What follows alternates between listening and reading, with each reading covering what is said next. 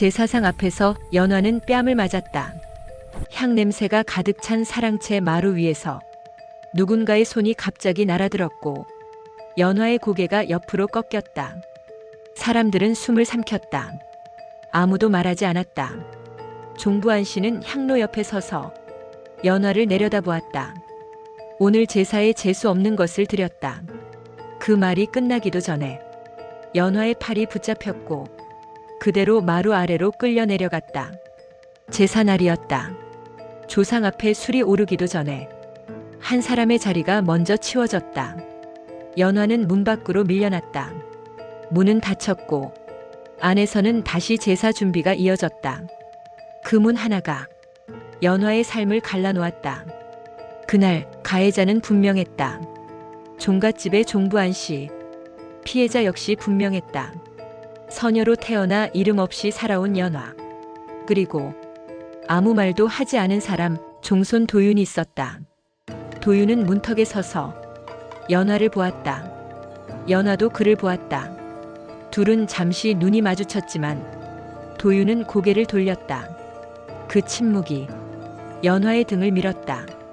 문 밖에 선 연화는 한참 동안 움직이지 않았다. 그리고 마음속으로 단 한 문장을 세웠다. 나는 내 이름을 되찾아 내 삶을 지키겠다.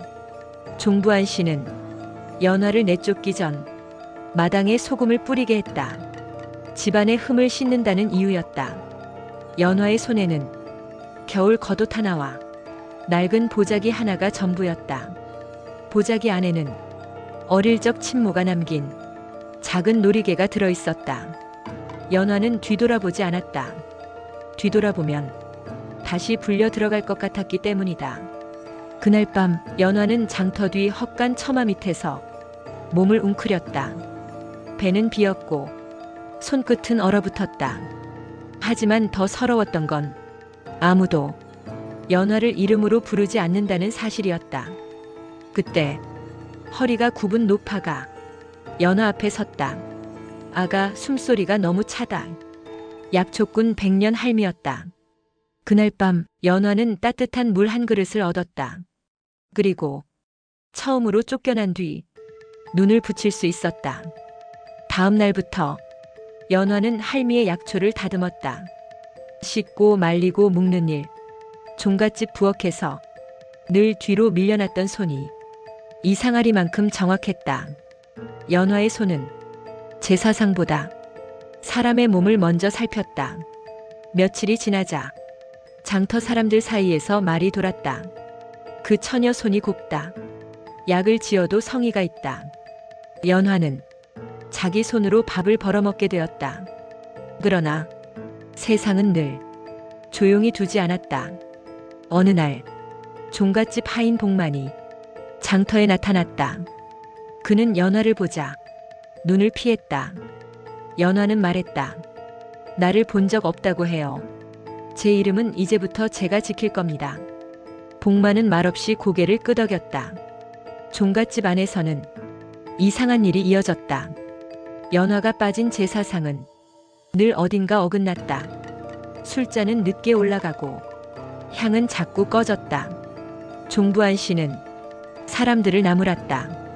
그러나 진짜 균열은 종손 도윤의 마음에서 시작되고 있었다. 그는 연화를 내쫓던 순간을 잊지 못했다. 하지만 그는 여전히 아무 말도 하지 않았다. 장터에서는 연화를 향한 시샘이 시작됐다. 저 계집이 제사판을 망쳤다더라.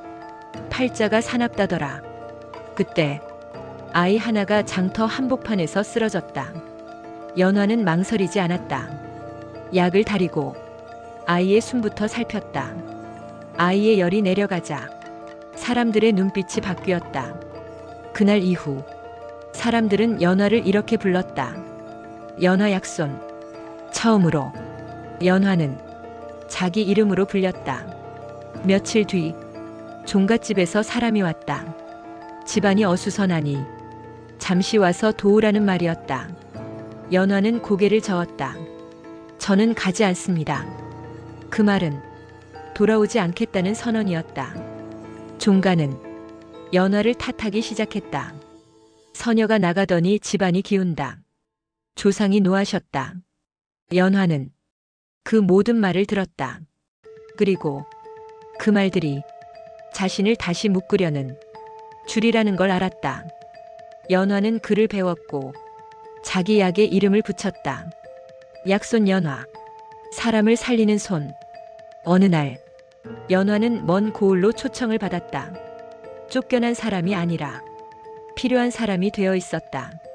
그때 복만이 다시 찾아왔다. 종가가 무너지고 있습니다. 제사가 서질 않습니다. 그리고 마지막 말을 덧붙였다. 그 모든 걸 아시 탓으로 돌립니다. 연화는 조용히 말했다. 그래서 나를 부르는 거군요. 연화는 종갓집 앞에 섰다. 돌아가기 위해서가 아니라 마지막 말을 하기 위해서였다. 종부한 씨는 말했다. 내가 있어야 제사가 선다. 연화는 대답했다. 제가 있어야 선 제사라면 그건 제사가 아니라 제 손입니다. 종손 도윤이 말했다. 미안하다. 연화는 고개를 저었다. 그 말로는 제 겨울밤을 돌려주지 못해요.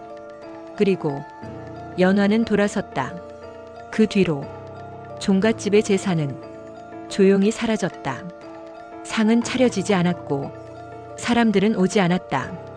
어느 해 대문에는 이런 종이가 붙었다. 금년부터 제사를 모시지 못함.